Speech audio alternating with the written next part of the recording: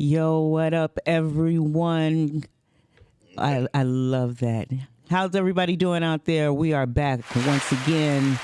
This is The Truth, and we are here tonight. We got a special guest tonight, somebody that's real close to all Detroiters' hearts. But first, what we're going to do is start off by introducing our panel, our weekly panel. My name is Lady Cap, and we also have to my Sean left. P. And Shawnee P. And to my right, we have.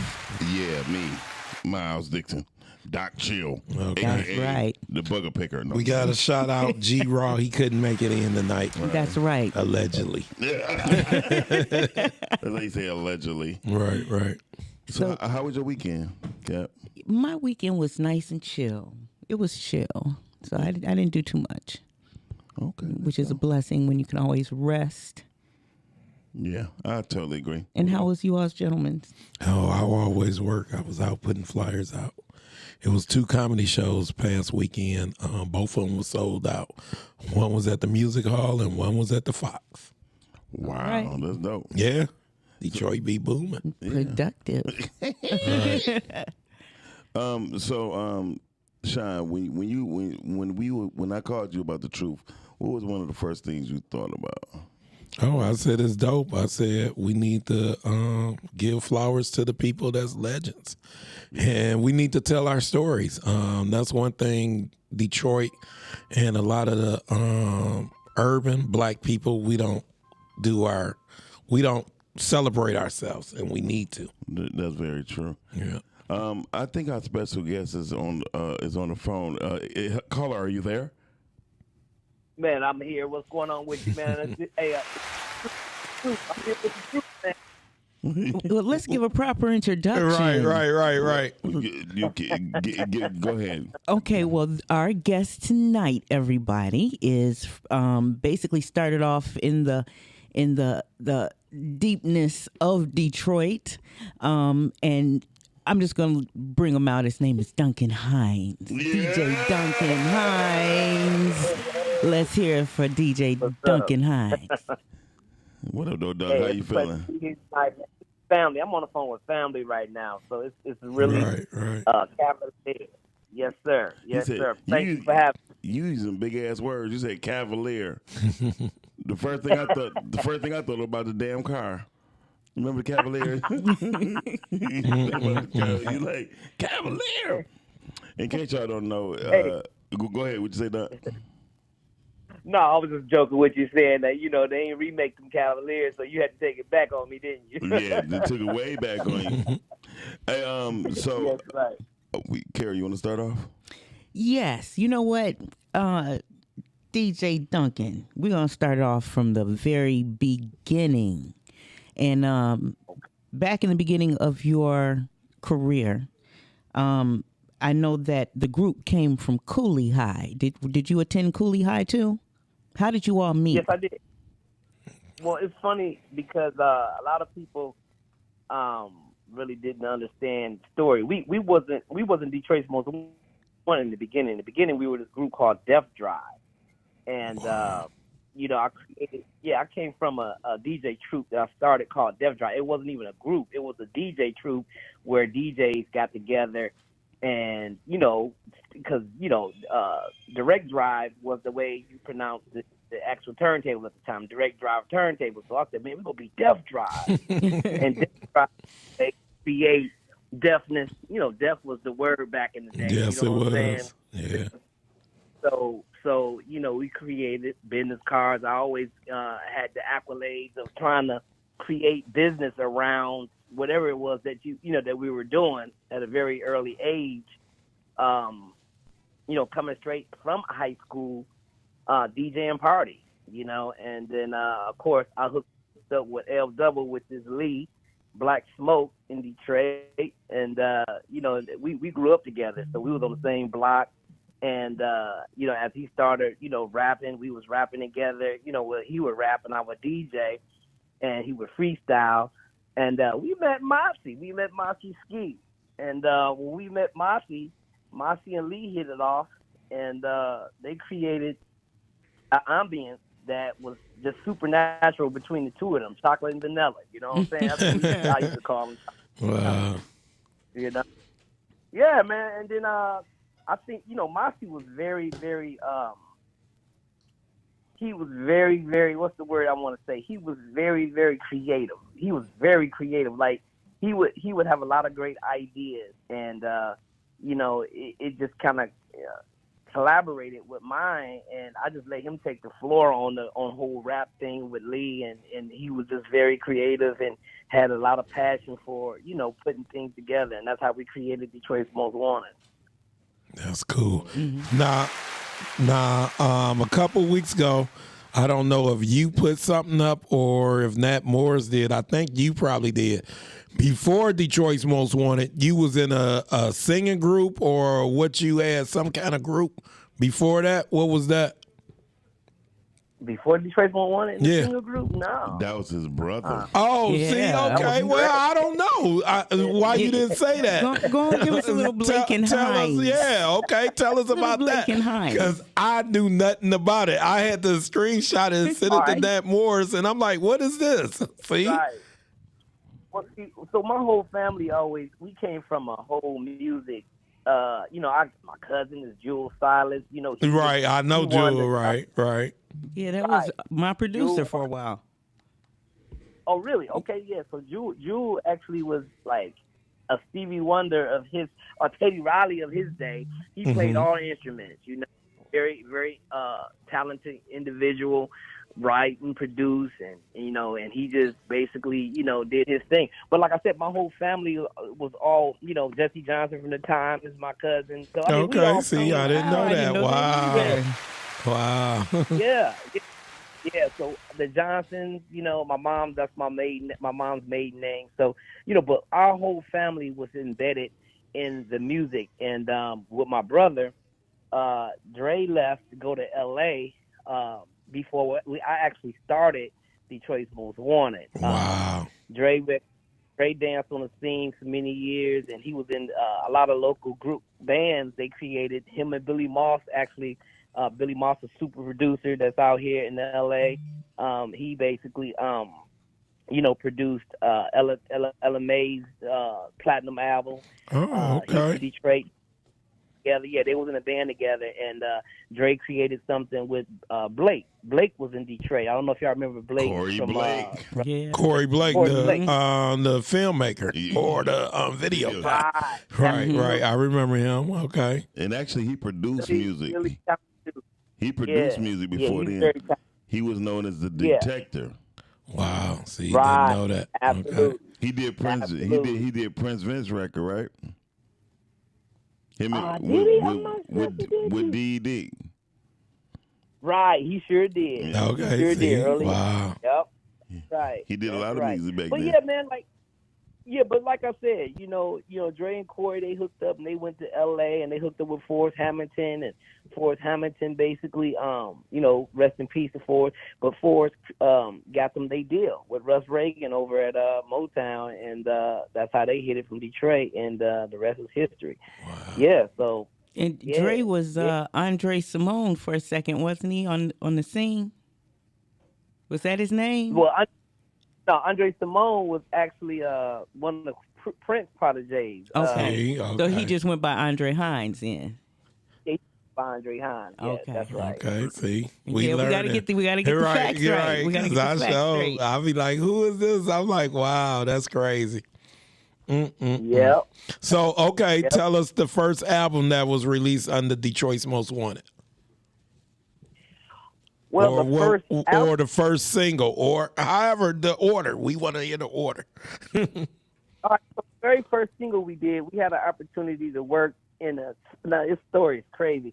We was at United Sound Studio. United Sounds used to be right down there off of Warren, I think, in Detroit before they retired United Sounds. But United Sounds, Earl Clue, the jazz musician, was recording, and George Clinton was recording in the upper room, and we came in like right after Earl Clue because he left his San Clavier. This was like a $700,000 keyboard. It did all kind of crazy. It was the original keyboard to do the voice voice box and stuff like that, like they do when they put the tube in their mouth and all that. Mm-hmm. But so San Clavier did that and more. That was like you couldn't even get one. It was like a real rare board. Yeah. But Earl Cooper's edition had it in United Sound, and Don Davis allowed us to block out time, and we had a lot of time in there, and we was doing a record that we did. We was experimenting in the studio really on the 2-inch reels, man. We were just creating, and it was a record that we just kind of went with. What was the name of that record? Say My Words for Wax. Yeah, Say My Words for Wax. That was the first single. Yeah. Okay. First that Detroit Most Wanted did together, and we actually took part of that song off the original Funkadelic George Clinton's 2-inch reel, and that's how we came up with it. He let us use it. Wow. I got a question. Didn't know that. Wasn't one of your executive producers named Alex Thompson? No, Alex Green. Alex J. Green. Alex J. Green. Alex and I still real good friends. Alex is in Rosedale. Well, he lived in Rosedale, Gratiot, out that way. But Alex and I are very good friends. Alex executive produced it. He was behind that whole thing. So what was the first label y'all was on? That was the one? Yeah, we created Chauncey Records. Chauncey was from the Young Boys. Chauncey was from the streets. I don't know if y'all remember Chauncey. Chauncey Jones. From Chauncey Records, right? That's what I was about to say, Chauncey Records? No, but see, we wrong again. Chauncey Records and Chauncey Jones were two different people, but people used to always think it was Chauncey. Yeah. Chauncey's record store. But nothing to do with Chauncey. Didn't have nothing to do with the record. Oh, okay. But a lot of people, Chauncey just was, Chauncey was just Chauncey. Chauncey believed in us. Wow. And he just, and I'm gonna tell y'all a quick story. That this is the truth, so I gotta give it to y'all. Go ahead. So Chauncey and Rock was from the era of the street area in Detroit, and they were doing some things from the street standpoint. And when I met Rock through Chauncey, what was one of my man name? He was he was a little fella doing some things, and he was putting money behind us, and that's how Rock. He said, "Man, what you playing?" He was like, "Man, I'm playing Detroit Most Wanted." I don't even think we were really Detroit Most Wanted yet at that time, but wow. Yeah, it's funny because when he actually was playing the music for Rock, and Rock said, "Man, I want to meet my man. He sound like he talented, or whatever." So he ended up getting killed. Like, this is crazy. This is the street. Lamont Hayes. Lamont got killed. And when he got killed, me and Rock was cool. And I'll never forget when Rock looked me in the eye and Rock said, "Dunk, let me tell you, man." He said, "I don't want you on the streets, man." He said, "The streets, you got a lot of talent, man. I'm going to help you.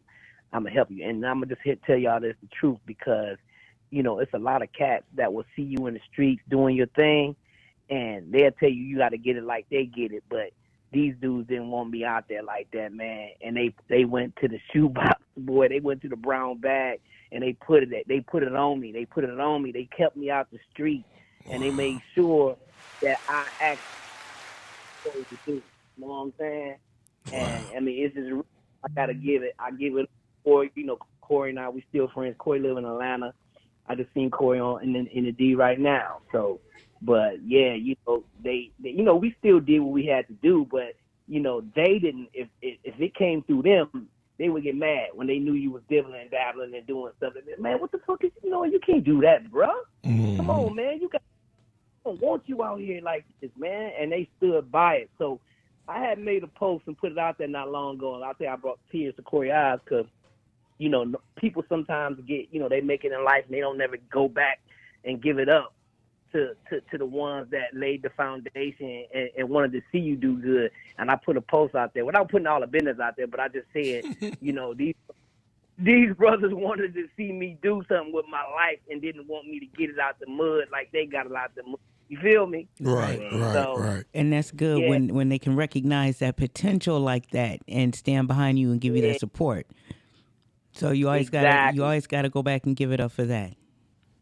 But we still had to do what you, like I said, we still had to eat. You still had to do what you couldn't let them know it though, because they're trying to beat you down if they found out you was out there trying.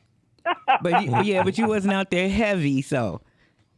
Right, I wasn't out there where they can go back and be like, man, where you get that from? Don't about this. I'm like, what?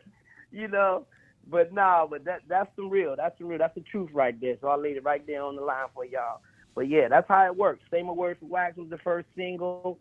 Alex created the stuff independently, and I don't even think it was really a record label. It was just something independently we put out and caught the ears of Joe Bryant.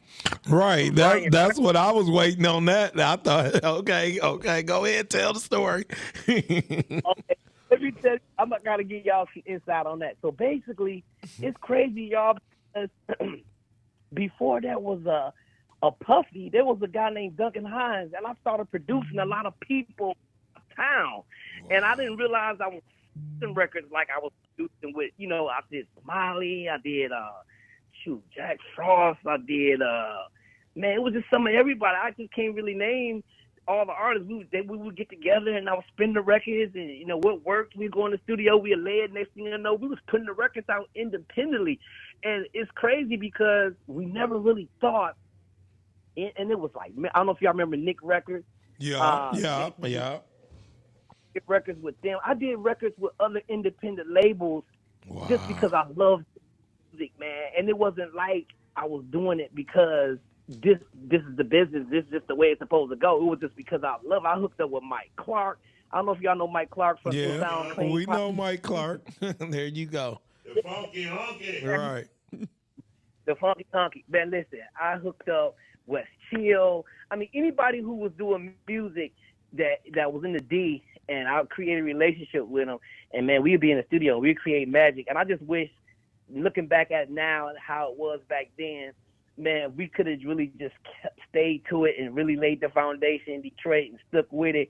Man, Detroit would have really, really, really been on the map a long time ago. You know what I'm saying? I think we would have came up before Atlanta if we would have stuck it out. That's what I think. Yeah, absolutely. Because the box jukebox in Miami was playing all our videos, man. And it was just crazy, man. We went national independently. I mean, I remember when Ice Cube came on his tour, it was Ice Cube headlining. It was Dub C in the Mad Circle. Wow. And it was somebody else on tour. But because we were charted higher than his headliner, we came to the dressing room like, yo, nigga, we hotter than, a Dub C in the Mad. We supposed to be performing before you, Q. And Q was came to the dressing room and broke out the contract. Was like, look, and see, we didn't understand business like that then. We just ended up and trying to do the shit. We thought it was all about, because we said before, technically that's true. We were supposed to perform third before head, but we couldn't because the way Cube had his business set up, he had it set up to where, regardless to any of that shit, the contract was his tour. His tour, it was his people. And when he performed headline, whoever he performed after that, and then anybody. And see, that was structure. That was business. That's what made me snap out of it, just understanding the music part and get behind the business, because that's when I knew that this was a business. It wasn't about what we thought it was about. Because Monty would be like, oh, nigga, we hotter. Yeah. Was he the high head of the group? He was the very high head of the group. Yeah, I think he was the high head of the group, yeah. Monty would always trying to grab a pistol and want to go to the streets, but I was like, Monty, hold on. Yeah. They got it in the contract. I had to break it down to him. Like, yo, it's a contract obligation that he signed his tour. When he did all these dates, 68 dates or whatever he's doing, this is the way it goes down. We can't interfere with that. He said this in his venue, his rider, all this is set up in his contract. We can't do nothing. And then that's when he understood what I meant when I explained it to him. Wow. That was crazy. That was crazy, man. All right, crazy now time. tell us about the videos. I'm going to tell you, I was living in Toledo, and I don't know. I had the TV on. I didn't know I had it on the music channel or on the news. Only thing I remember, y'all getting pulled over by the police, and then the video happening. And I said, that's the news channel in Toledo. So tell us about that. Can I tell y'all? Okay, this is the truth, y'all. Truth. Now listen. We like how Now you look. keep on dropping the name. Right. No, it's cool because it's past the statute of limitations, so I can tell y'all the real deal. You know what I'm saying? So what happened was, at this particular time, now I told y'all already, this is past the Rock and Chauncey era, because Chauncey got killed, Rock had got killed. You know what I'm saying? Yeah, it's crazy how the game worked. But the thing was, as manifesting the business, I took the guys out and pushed them and started managing my own group and started trying to lay the foundation. So at this time, I had these promoters who wanted to book us in Cincinnati. And, of course, you got to go through Toledo to get there. So it's dibbling and dabbling, and I ain't even going to get into that. But I was on the phone. And, you know, when you're on the phone in Detroit, you just, everything in your conversation sound like you could be talking about 10 different things, but you could be only talking about one thing. Right. True. So I'm on the phone. Yeah, you know, so look, we're going to come down. I'm going to have everything right. And, you know, we get this, you know, and I guess the slang and what I was saying to the person on the phone, the feds listening to the phone call. Wow. So they on my way down there to bring some birds and some shit, right? So they plot a whole sting based off what they heard me. I'm really talking to the promoter about, you send me the deposit. I'll get the deposit. I'll figure what cash, Western Union, and then I'll get that. I got that, and then I get the rest when I get there. So I'm talking like this, but I'm not talking like, you know what I'm saying? To them, yeah, we get this motherfucker. This nigga about to go down there and take some keys. They said the whole thing, y'all. Y'all listening? Listen, I get the car, boy, Marco and the lead. We get in the car, and I said, cool, we're going to get Marcy to fly out. I'm going to go down there and make sure the business is straight because he didn't send all the deposit. Wow. So I said, cool, I'm going to get a head start. So I jumped in my Cadillac Seville, drove down the highway. Listen, y'all about to trip. I'm rolling, and I see this car that pull up in dark windows, and I'm crossing the Toledo River, like it tells you about to get ready to cross Toledo. Right. And the car come up on the side of me, and then I'm like, look, I ain't seen none of those all tinted windows. And then he just fell back, and I just kept driving. And then that same black car just came all the way up, even with me again. And then he said, boom, and he took off and went like right in front of me. And then he switched lanes and got in front of me and just drove like about close to 100 miles an hour to get about at least 10 miles in front of me. And then he just said, and turned catty corner where his car would just turn sideways. And then he get out the car, and a man with a trench coat and a hat started running towards my car, towards me, and hold up a bag that had his gun, and he's like, freeze right now. I'm like, what the fuck? Dog, I'm hitting the brake like, and you know, the caddy and them rotors and shit. My shit's like, what the fuck? And then I look, and man, listen to me, y'all. Listen to this shit. I look to the left of me. I see people running on the side of the highway, off the viaduct, off the mountain, off the hill, coming down. Helicopter on top of me. Then I look to the right of me, and I see another bunch of people coming down with the microphone and cameras and news cameras and TV. I'm like, what the fuck is happening? Man, they all had bro, staged. They came down. The police I saw in front of me, it was like a caravan of just a bunch of police just blocked the whole behind the black car that came and did the Cali corner thing. And then I looked behind me, it was nothing but police. They had us jammed in like it was a big sting, right? So the detective came to the car and, you know, started searching everything. Niggas had big ass blunts in it, but you know, back then it was just smoking on what do you call them things? Myra and them had the backwoods. They had the backwoods. The backwoods, yeah, they had it in the ashtrays, you know, high tail. And my cousin shortstop from Mississippi was in the front seat with me. And we all have, the crazy shit is back in the day, we used to wear suits and shit because I was always on my business, always wanted. So they had came, searched the car and all that, and I'm like, yo, what's going on? And then after they went into a huddle and they started talking like, man, he's not in the car, he's not in the car.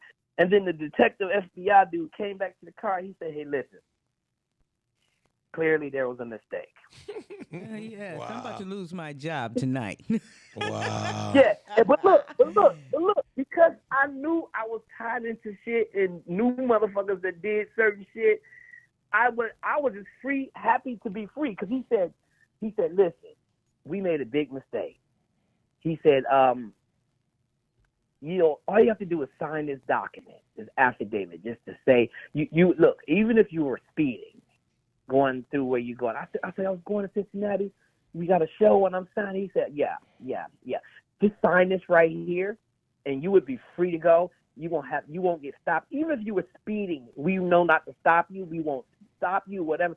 Somebody told me after I left, my attorney Alex and got with my attorney. They was like, Duncan, you signed off on a waiver that says that you couldn't sue them because they had stopped me.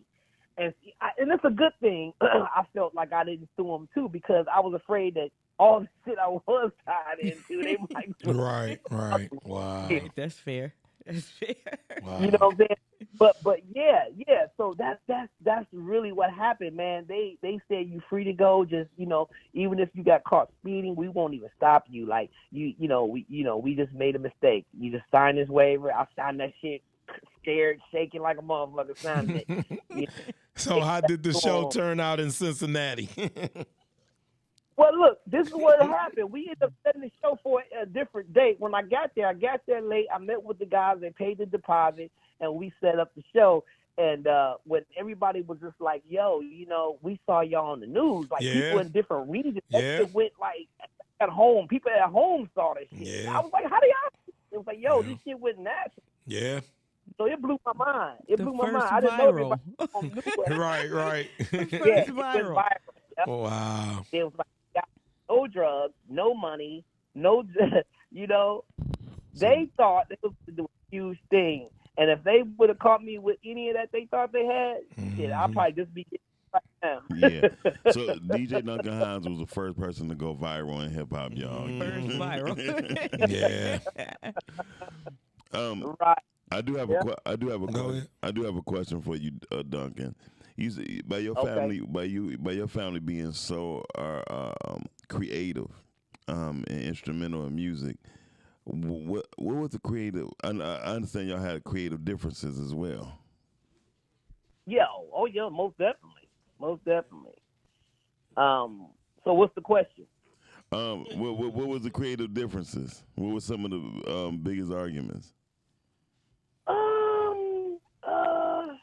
Well, now I will tell y'all about my brother. Now we actually had we did music so much together. When I left Detroit Most Wanted, I actually had moved to California to produce for MC Hammer. Right, MC Hammer that's the had second moment. Right. That's the second Duncan Hines moment for me. Exactly.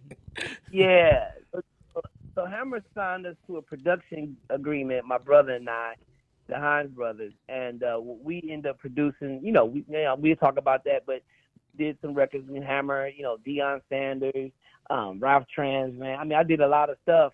But what happened was, as my brother and I had some creative differences. That this was a major impact in my life because it's funny because one side of it was I was more of the creative side and my brother was more of the business side.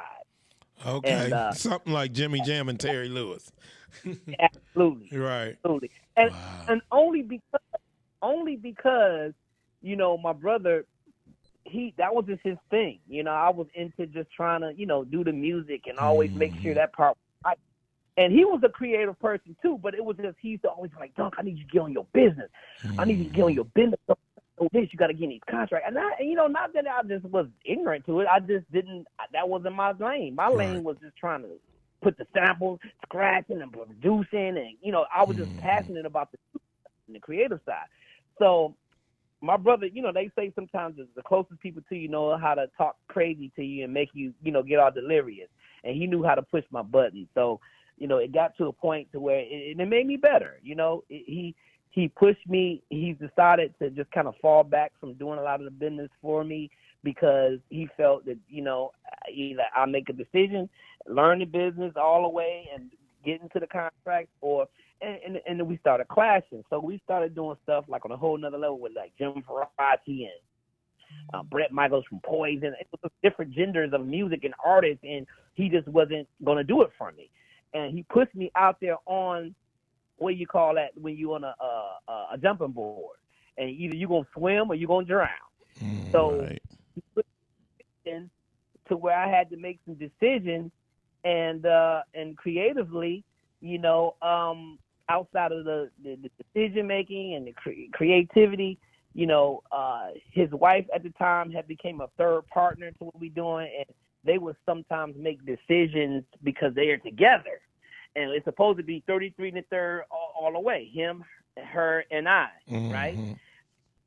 But when him and his wife decide, that's already 66, right? Right. 66. So the decision is So done. I'm like, God damn! I'm like, man, y'all decide, y'all want to go buy this $200,000 piece.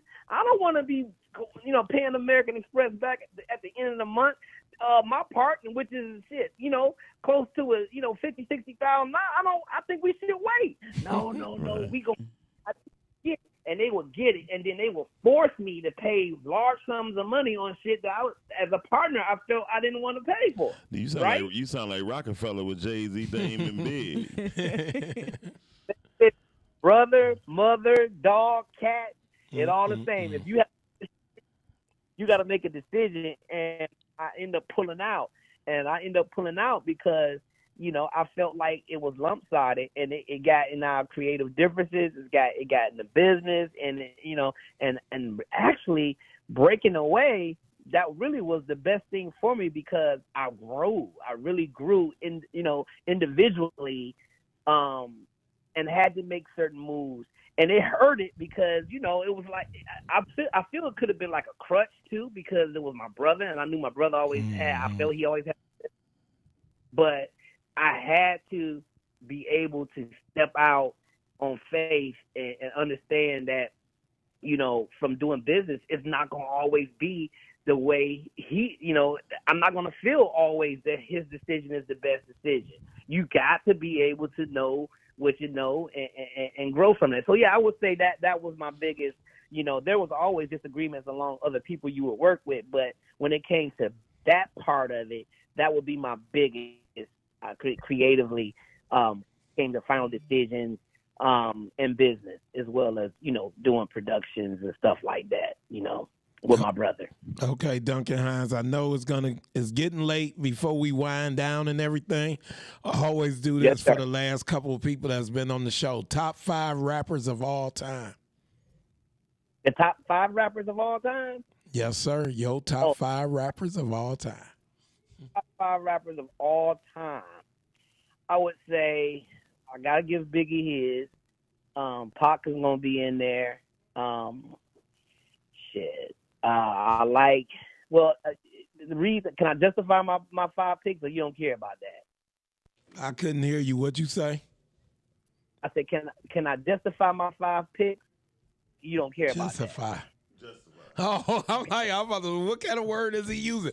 Yeah, man. Go ahead. Go ahead. I'm justifying Jay-Z because of his business accolades, the way he's able to get artists, and I mean, from a flow and a rapper, I think he's really good. I think he's great. But as far as him and his business and what him and his wife created with his lane with these other artists and be able to sign the Rock Nation and all that. So Jay-Z, Biggie, Pac, it's rough for the last 2 because it's a lot of MCs. You can only pick 2. You only got 2. Right. It's only 2 spots. Jay-Z, Pac, Biggie. I know y'all might trip on this shit, but I like Kanye. Okay, that's you, man. You got it right there. It's you. That's 4. I like Kanye. One That's more. 4. And number 5 will probably, let me see. Fuck it. Nas. Good choices. Good choices. Okay, so listen, I got a question for you, Duncan. Yep. Since you were back in California, can you touch on ditch diggers for me just a little bit? All right, real quick. So when I end up going to MC Hammer and producing MC Hammer, rest in peace, we lost Craig Brooks, which was executive producer of that project. He was actually MC Hammer's manager at the time. Mm-hmm.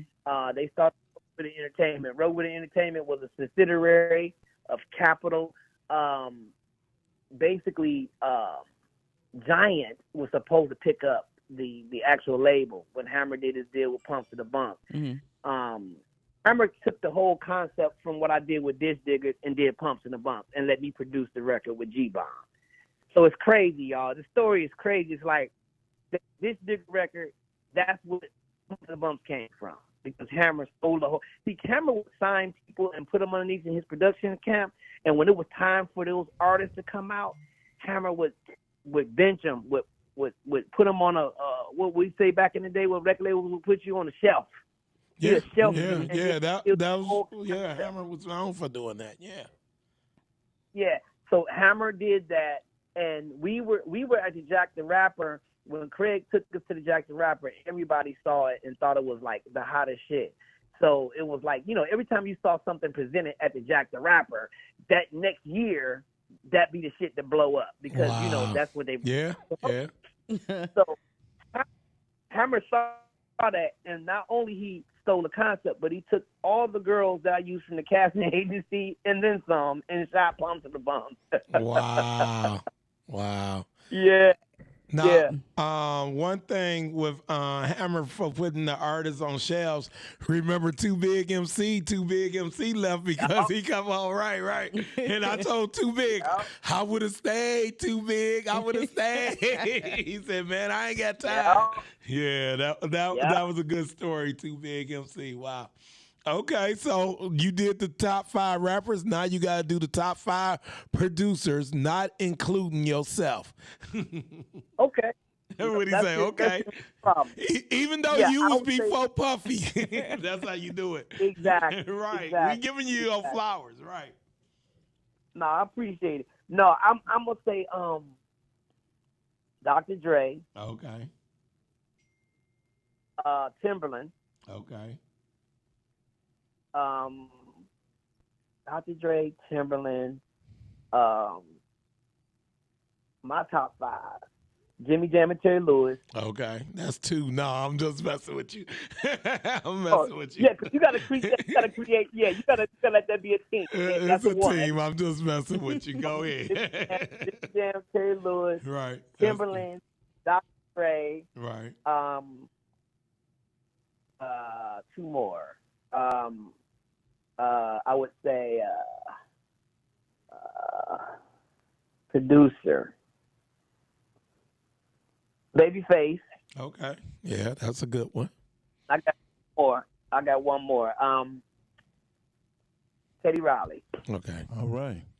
Okay, before we get out of here, Duncan, can you tell people how they can find you and are you doing any new music, any new projects? That's a good question.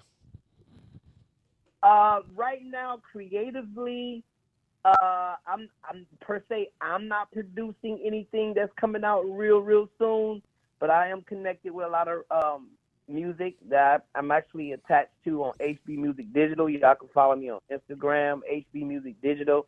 I have, I should say more like a talent agency with the Lander Agency. My brother and I, we both partnered up again many years. We create selectively projects that we work with, that we are hired to do, as well as ones that we creatively connect on, and we talk about it and we just work it together. We do all the legwork from it, from media, social media integration, consulting, that whole thing. But yeah, HB Music Digital, y'all can check that out. That's my Instagram, and just stay tuned. Lander Agency. all that stuff that's coming about. We have some good things in the works coming up for 2022. And you will see some artists that on my HB Music Digital page that currently that I'm touching a little bit on. You can see a little bit of stuff like that. Oh yeah. I got to shout out Rachel Cobbin, one of my clients with, I know y'all remember Gladys Knight and the Pips, which is Bubba Knight from the Pips, from Gladys Knight and the Pips. She's basically not in this particular project, but Rachel from Atlantic Star is singing a record called Thank You for the Love. It's a huge record during the pandemic that's out to all the essential workers and all the, hospital people and everyone who's been fighting for save through this pandemic. It's a huge record. So thankyouforthelove.com is the website. I'll get y'all some face masks. So make sure, Doc, y'all send me y'all address. I'll send that to y'all. And it's great. It's a lot of things happening on Spotify as well as their website and their video. Make sure y'all check for their video as well on Vivo. Thank you for the love. All right. And we thank you, man. We giving you your roses while you're here, man, and living amongst us. And I really appreciate you for sure. Definitely, man, really appreciate you. Y'all for because thinking of me, man. You are a part of the foundation of Detroit. We do have a foundation, and even though all of us had our toes in the water, we still have to understand that we are the foundation of here, and you make up a big part of that. So I want to thank you from my heart too for being on here today. Hey, I'm humbled. Thank you very much, y'all. I appreciate y'all always. Much love. All right. Well, until next time, y'all check out The Truth every Thursday. 9 p.m. Duncan Hines, he just laid it down for you. He told you the truth, what's going on with Detroit's Most Wanted, how it began, how it kept going, how he has keep going. That's all right. How he has kept going, how but he's kept going. That's all right. And he's still doing his thing, man. We appreciate you. Until next time, we are out. Peace. Peace.